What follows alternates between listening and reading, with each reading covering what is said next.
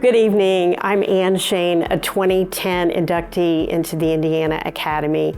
I'm so happy to be here this evening to introduce the person that I nominated this year as a new inductee into the Academy, Ann Nobles. Ann, I'm curious about why you nominated me for this prestigious recognition. I felt like your service to the University of Notre Dame and Hanover College made you an exceptional ally.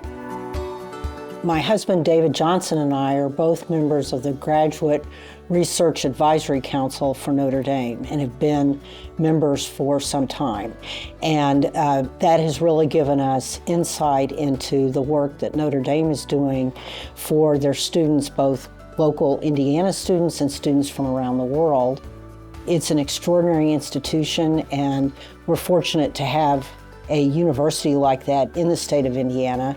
And likewise with Hanover. Hanover is at the opposite end of the state and has really focused for many, many years on providing that wonderful undergraduate education. And so we have supported some of their programs that not only focus on the students, but focus on their impact as a center of economic activity in the southern part of the state.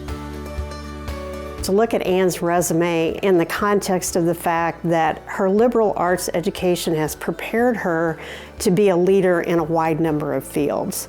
So when we look at the Nature Conservancy, the Indianapolis Prize at the zoo, at her work down in Florida for the Nature Conservancy on Sanibel, that's an amazing commitment to conservation in our country, really.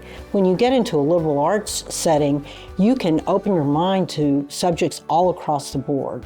And that's what I was able to do in college. And it led me to studying archaeology as an undergraduate and even going into a PhD program in archaeology before I finally decided I switched gears and went to law school. But I never lost that interest in archaeology and the biology and other types of courses that I took as an undergraduate really have formed a foundation for me to be able to explore other interests as I've been retired. I feel like that liberal arts education has served me throughout my life.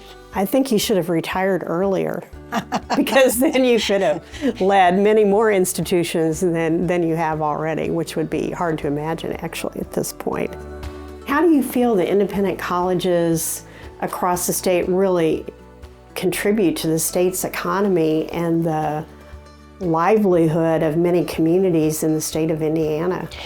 You know, I had a wonderful opportunity right after I retired to work as a contractor for the education division of the Lilly Endowment. And so I had a chance to review proposals as well as progress reports from the colleges and universities in Indiana that were working with the endowment on various projects. And what I saw was that we have an enormous array of really strong institutions around the state. The private colleges are really developing programs to help the students in their areas get a strong education, and they're increasingly recognizing that they are an important economic force in their communities.